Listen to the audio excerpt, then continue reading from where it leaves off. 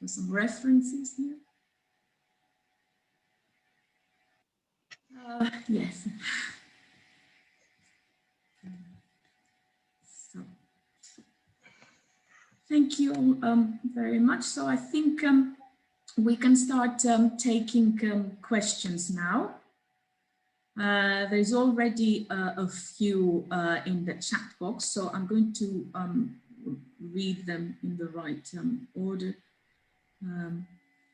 Right, let me just, okay.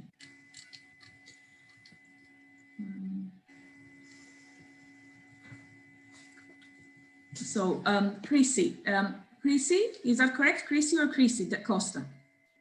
In the Indian context or South Asian context, what about caste discrimination, which has already crept into the US, UK, Europe, along with the migration of people from India? Chrissy, are you still with us? I guess that's a question for you, Nikita. Right. So absolutely, this is one of the, I mean, I pointed out, I focused mostly on the non-performativity of diversity and intersectionality, but there's of course been a very controversial discussion around how the focus is primarily on categories like race, class, gender, and how other categories, very salient categories, like say, for example, caste, or other categories which are more salient in other contexts, are somehow disregarded. So although intersectionality, because our topic, one of the topics for today is decolonizing epistemology, um, aspires to be a corrective methodology, that it aspires to, critique Eurocentrism and imperialistic feminist scholarship. There is the accusation that intersectionality reproduces a kind of methodological nationalism because it's mostly focused on the Western context. So there was this very vibrant debate in the Indian context between Nivedita Menon, Mary John, and Meena Gopal. And whereas some of the colleagues argued that this is old wine in new bottles, and that there was always already intersectionality. For example, in the Indian context, where caste was a very important category, where indigeneity, the colleague talked about Adivasi education. So the category of tribals is very important when we're talking about discrimination and social marginalization. That somehow, by focusing on race, class, gender, there is neglect and disregard of other social categories. On the other hand, and I'm going back to this discussion between Mary John, Nivedita Menon, and Meena Gopal, uh, it's argued in defense of intersectionality that yes, it's true that there was always already multi-issue feminism, but the concept itself is very helpful to kind of capture the intersections and the co-constitutiveness of categories. So one could expand the analysis and include and as the person who raised the question very rightly points out, that when we're talking about caste, we're not just talking about the Indian context, because through migration it enters other spaces also. And the same thing goes for class, the same thing goes for religion. This was long time back, I think a couple of decades back, when there was this analysis that was done in the UK context, where they showed that when one is talking about the Muslim community, it made a difference in education levels, whether one was Indian Muslim, Pakistani Muslim, or Bangladeshi Muslim. So it was not just a matter of religion, but the intersection between nationality, religion, and language.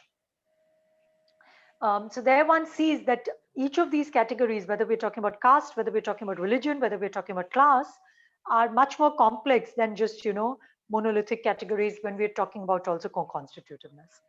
The other last point, because there are many questions and I don't want to take up too much time, is the transnationalization of these kinds of analysis, and how there is a tension between, of course, focusing on nation states as a unit of analysis. At the same time, it's important to take a global perspective. So again, when we're talking about, again, with specific focus on caste in India, how do we do justice to specific articulations of caste affiliations in the Indian context while taking a transnational perspective where we, take the experiences of the diaspora and migration seriously when we're talking about diversity, social justice, and intersectionality. Thank you very much for your question. Thank you. Thank you. There is a question here about the recording. I'll come to that later. Just to move on, another question. Some of the approaches to diversity, anti-racism, anti-sexism, and decolonization can be tokenistic. This is why maybe there is a gap between what is promised and delivered within a space. So how can we bridge such a gap? I guess that's another one for you, Nikita. Nikita?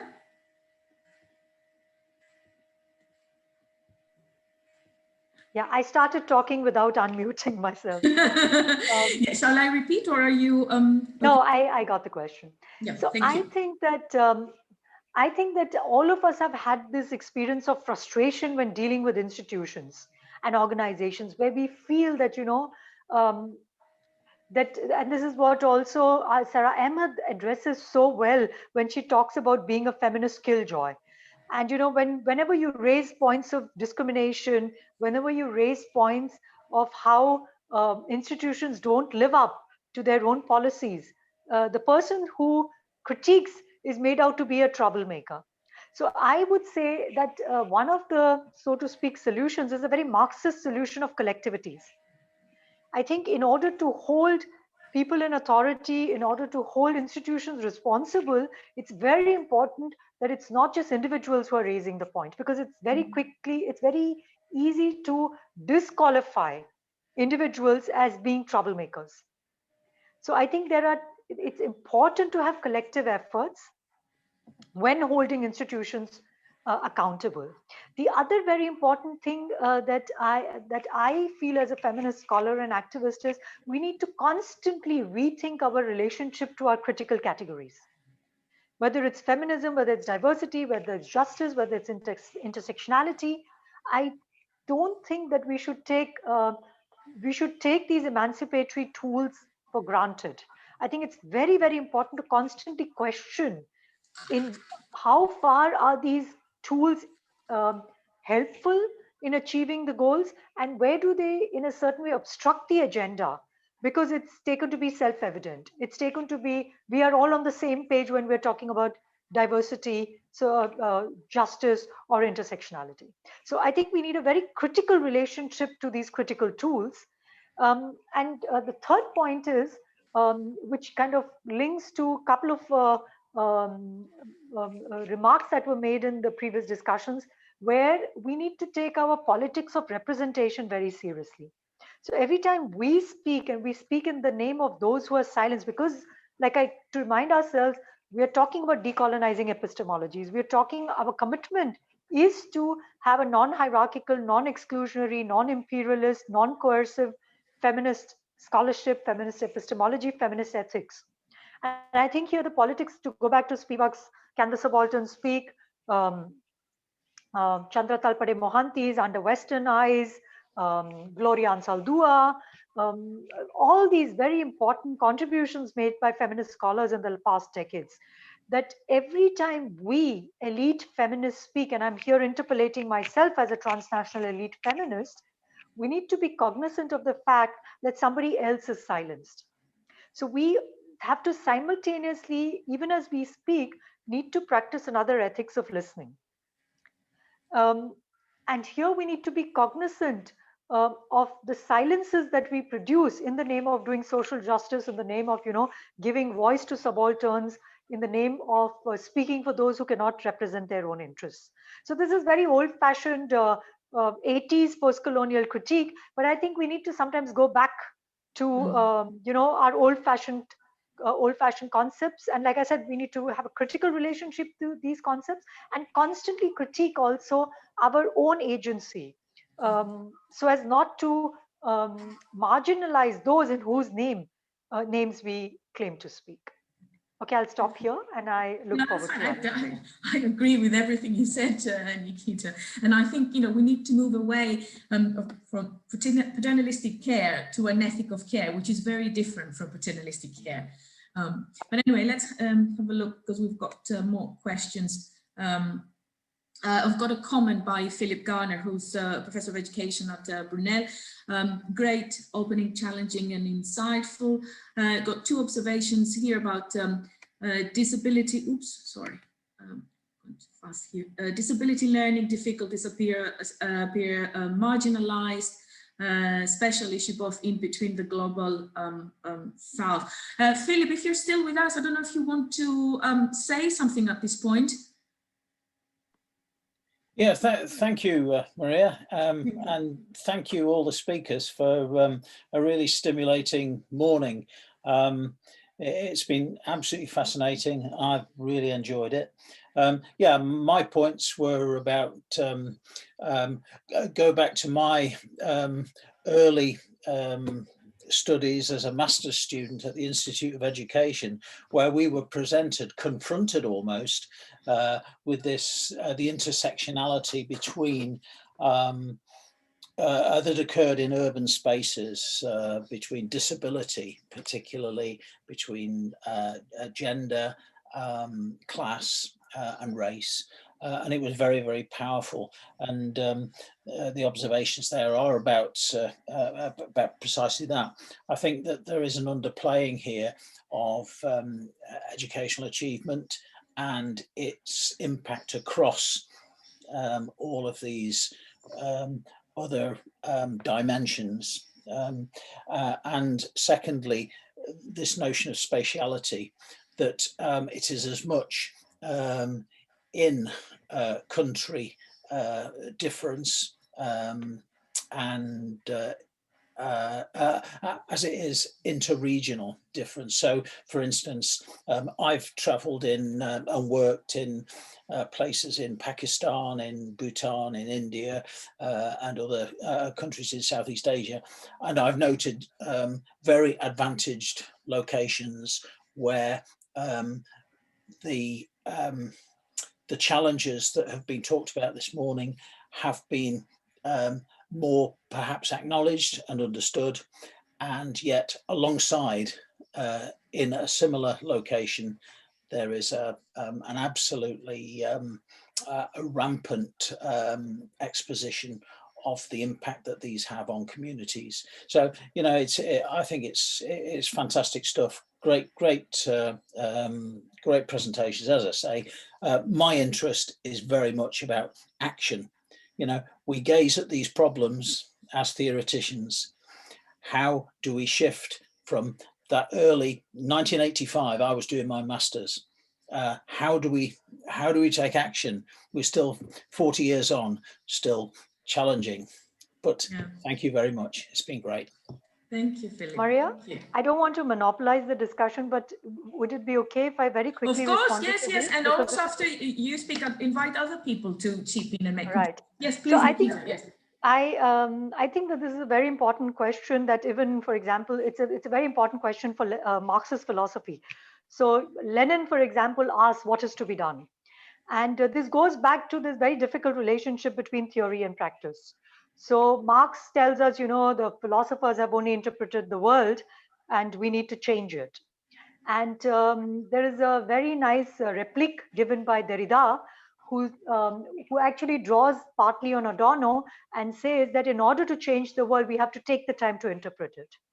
Because I think that there is a certain risk in seeing theory as self-indulgent, kind of analysis, which doesn't always translate into action. And there is an urgency. There's so much happening, whether it's climate change, whether it's the pandemic, whether it's global poverty, whether it's right-wing populism, and we need to do something, and we need to act, and we need to transform the world. And Angela Davis gives a very good answer to the question of how does change happen. And she precisely goes back to this relationship between theory and practice, which is why when the question was asked, what the previous question was also kind of what is to be done?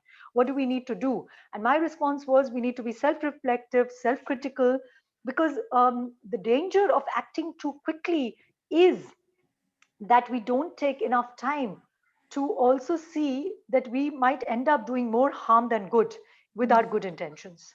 So I am not giving a very satisfactory answer, but I'm just trying to, I'm trained as a philosopher. And so we have a, problem for every solution. But I think it's very important to constantly revisit the relationship between theory and practice and not prioritize one over the other. Because in acting too quickly, we could, and I'm repeating myself here, risk just good intentions. Let me put it this way: good intentions don't always translate into good consequences. Yeah. So we need to keep revisiting the question, what is to be done? And also be humble enough to say, I don't know. I don't know. And my last sentence, because Maria, would it be okay? Because I have a faculty meeting. If I would Yes, give my closing statement, that because we talked about Gayatri Spivak so much, Spivak talks about political practice as brushing your teeth. So all of us got up in the morning today and we brushed our teeth.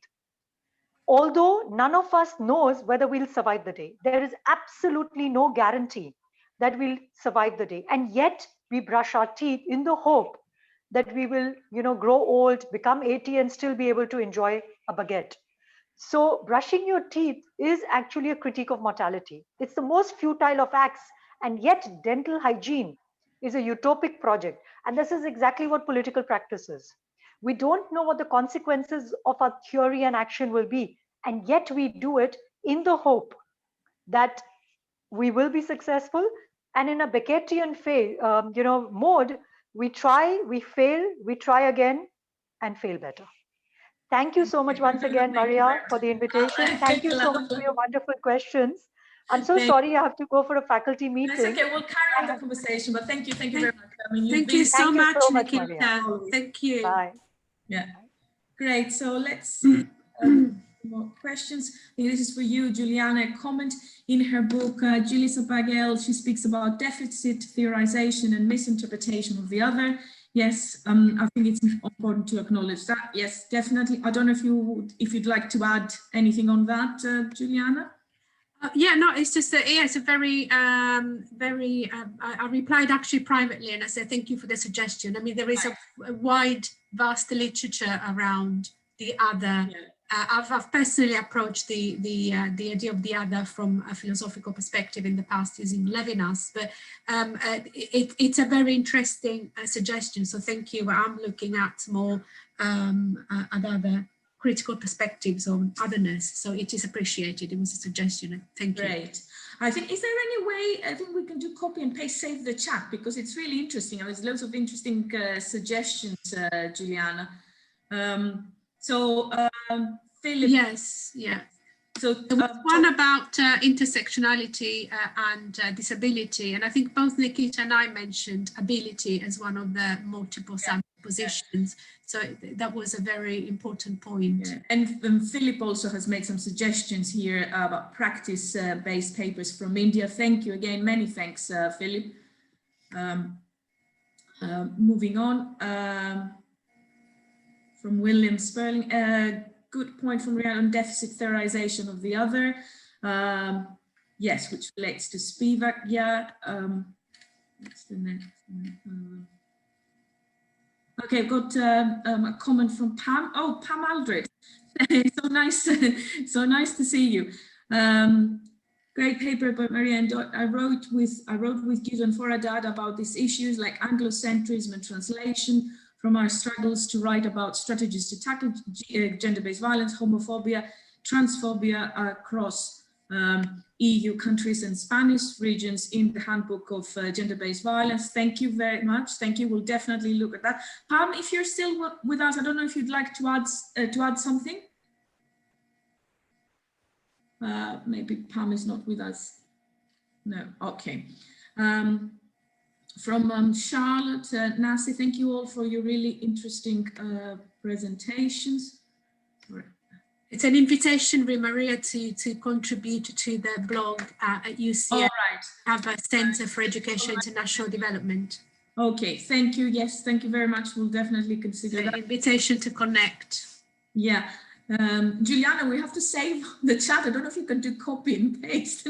I don't think you can, unfortunately. All right. I don't know if anyone okay, does. You can take notes. Yeah, all right. Thanks for the great talk. Discourse of multicultural from Suleiman, who's also, Suleiman Hakbana is also a ESRC funded, a PhD student working with myself, supervised by myself and Juliana at the Department of Education, Brunel. So Suleiman, your question is, do you think that the discourse of multiculturalism further increases gender equality, diversity, and interculturality, or does it lead to more social inequality and imbalanced power relations? Do you think that there is a need to shift from the discourse of multicultural to interculturalism, particularly from a policy perspective? You happy to answer that, Juliana? Yes, the issue around the difference between interculturality and multiculturality, it really is about terminology. So multicultural means it's a state, it's a fact, you know, societies are multicultural. Interculturality is really how do we approach dialogue within multicultural societies. And also there is a difference between continental, more an Anglo-centric tradition in regards to the use of multiculturalism and interculturalism. So interculturalism really is a term that's used more in a continental tradition, whereas multiculturalism has historically been researched and used in the Anglo-centric tradition. So I'm not sure I have actually answered your question, but I think it's really a terminological difference. One is a state of a fact, and the other is what we do. How do we create dialogue and spaces for dialogue in societies? Suleiman, is there anything that perhaps you'd like to add?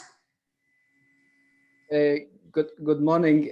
Not really, no, to be honest. The only reason I was raising that question is that I just wanted to know that from your point of view, does really multiculturalism lead to further gender equality, or in a way it normalizes the gender inequality to be accepted in a society?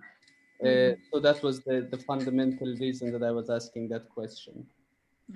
Yeah, well, exactly that. I think that one of the big debates around multiculturalism was cultural relativism and what do we do? And one of the problems with cultural relativism is, as you say, can normalize practices around gender because they're ascribed to the cultural other.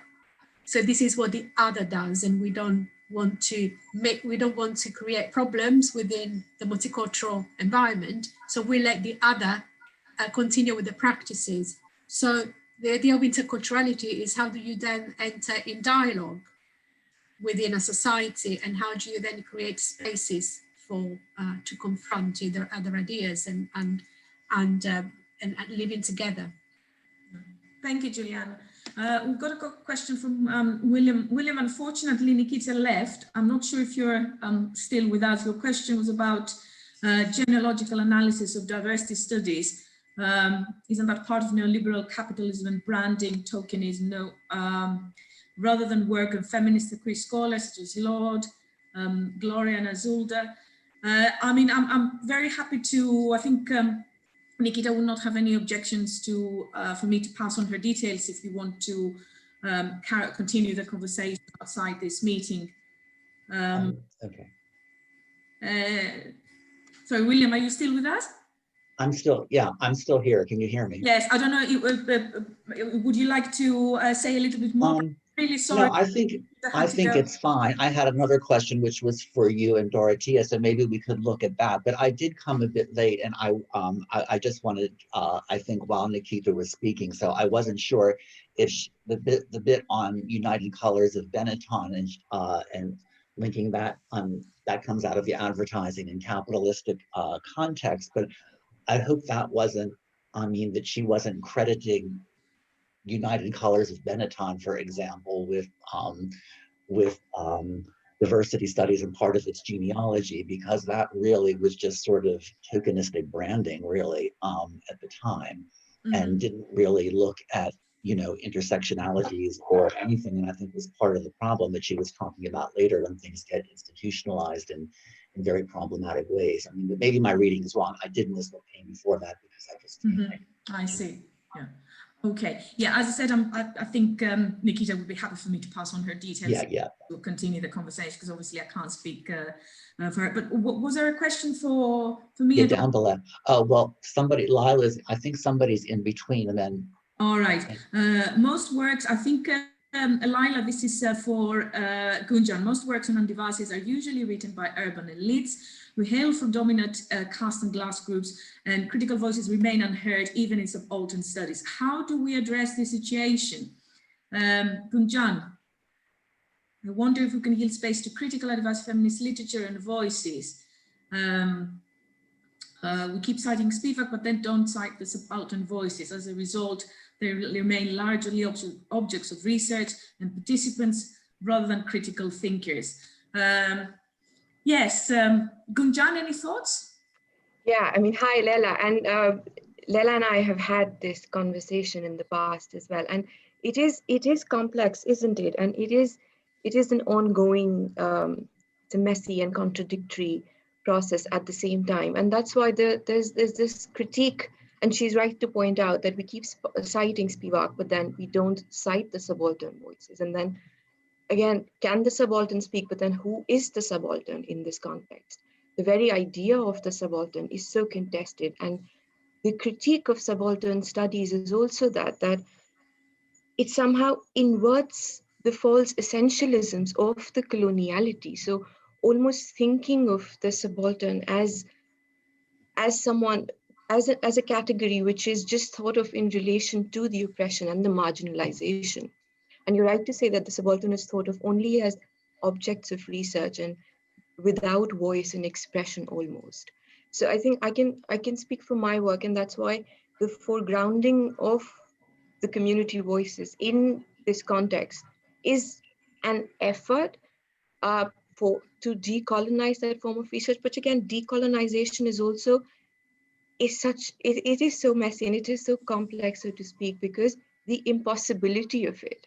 And this is from Membe recently, to say that decolonization by definition is something that's always ahead of us. And it's something that's not been achieved. It is, there are possibilities, there are instantiations of it, but just the impossibility of having that. And decolonization is also about the undoing of our own epistemological certainties. So I think through this work, the idea is also to be undoing those certainties of knowing, like what Nikita was saying, that the act of brushing every morning and the act of saying that I don't know and I might not have the answer, but still carrying on with the undoing of the certainties and the epistemological, the policy certainties of knowing.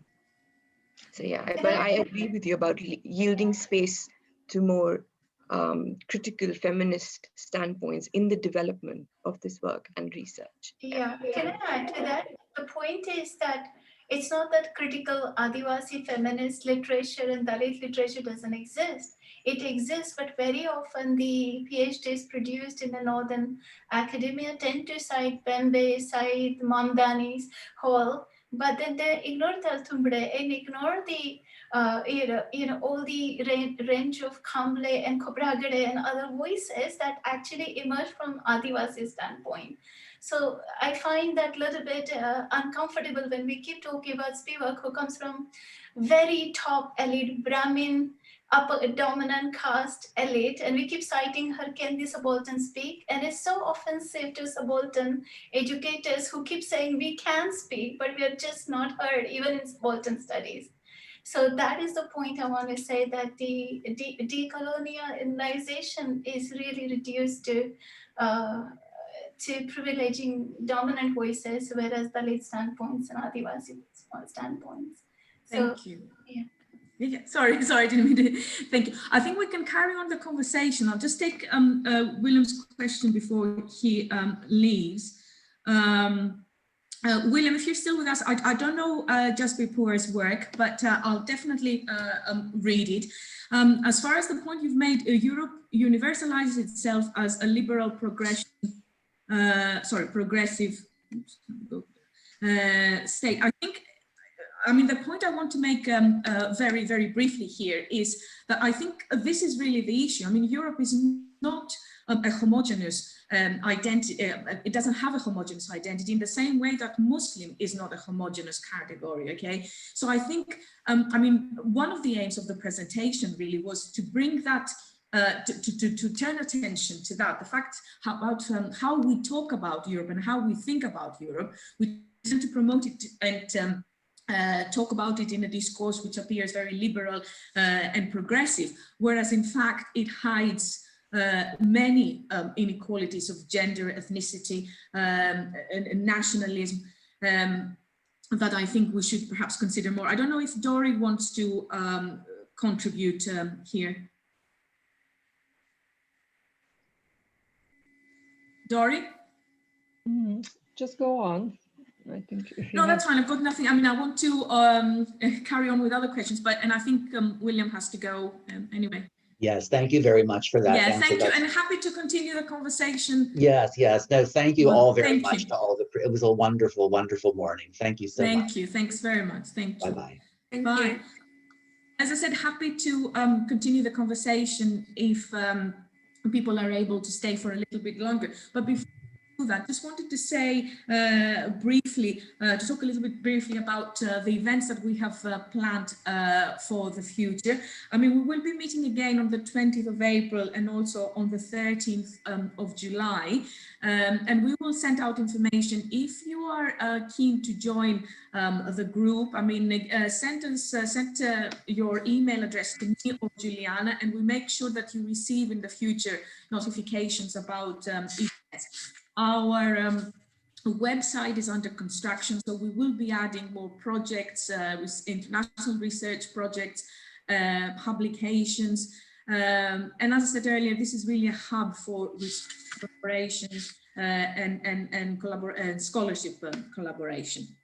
And we are hoping that we will be able to publish a special issue soon. Juliana can say a little bit about that. I mean, very quickly, Juliana, if that's okay. We've had yes. Well, Maria and I had a few conversations about creating a proposal for a special issue on interculturality and particularly around the aspects that we've been discussing this morning on decolonizing methodologies to research interculturality for social justice. Hopefully I'll be able to set up a proposal together, and then when that is ready, will be later in the summer. Then hopefully we'll be able to share that with the group so that we can, if you're interested, you can submit an abstract. Great, thank you. Thanks, Juliana. And also the chat will be available. I mean, so we said that the file will save automatically when we finish recording. I'll have to check with the presenters if they're happy to have their presentations on the research group website. But do contact us if you want, to become more actively involved in the work that we do. So to carry on with the conversation, we've got another comment from Lila. Multicultural assumes an existence of static, different groups, whereas intercultural makes the interconnection, dialogue, and fusion and hybridity. Very different ideas underpin the vision of culture and identity. And I think William already responded to that, and multicultural. So differences in parallel rather than in intersectional relationalities. Intercultural is a better term. Yes, Maria. No, thank you for the clarification. Yeah, this is what I meant about creating a cultural other within multiple societies. But at the same time, there is also a difference in tradition between a more Anglo-centric, Anglo-American tradition around multiculturalism and continental Europe as well. But yes, it's an important distinction. Thank you. Thank you. And I've got a comment from Suleiman, or question. Gender, this is to everyone, so please, you know, I invite you everyone to contribute. Gender-related studies and researchers forced to divert their mission and predicted assumptions due to funding pressures and power relations by research funders. That's a very, very interesting question.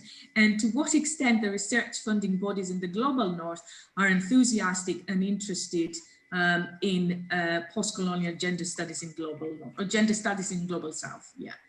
I understand some of you have to go, that's fine, but those of you who wish to stay, you know, we're happy to carry on the conversation. So I don't know if anybody would like to respond to Suleiman. Doreen, perhaps? Yeah, I think that it's very slowly changing. I think some interest is growing, but we can't really see much of it yet. But it's different than like 10 years ago. There is more interest, I think. But these ideas are very slowly getting integrated into, you know, research funders' mindset. So, but I think there is some progress going somewhere. So we will have to wait and see. And I think that, of course, the European research gender mainstreaming policies very much influence, you know, what gets funded or not, or the you know, the pressure to introduce gender mainstreaming politics, which is in a sense fine. In the other sense, you know, it's we have to be very critical about that. So. But I think that's the same for all funders. Like whenever you do funded research, funded by some organization, you have to find a way to, you know, to fulfill their criteria, but still somehow figure out how you can do what you are interested in. It's sometimes very interesting compromises that come as a result. Yeah. We've got, hang on, one more message. Okay. Great. I think there's another one I'm trying to read further down. Okay. I think I can't see any new comments. So I think we've had a very interesting discussion around the deficits of epistemologies, methodologies, and theories in research, intercultural research about gender and social justice. And I hope we'll have many more opportunities in the future to continue these conversations, and lots of interesting events coming up. So watch this space, the Interculturality Research Group, and stay in touch with us. Many thanks to everyone who contributed. Many thanks to our speakers. I think it has been a very interesting morning and a very successful launch. Thank you all. Stay safe, and we hope to see you soon. Sorry, if people, I'm just going to put my email address in the chat. Yes. So everyone who wants to join the group, please email me. Yeah. The address is now added. So note down the address, please, and drop me an email. So I'll add you to the list, because Maria and I, the website is not ready, right, Maria? So once it exists, but we haven't all the information there. But as a website, it exists. Yes. So if I can have an expression of interest from you in the group, I will put the list together, and then Maria and I will be in contact. Yeah, great. Wonderful. Thank you. Well, enjoy the rest of the day. And as I said, we hope to see you soon. Thank you.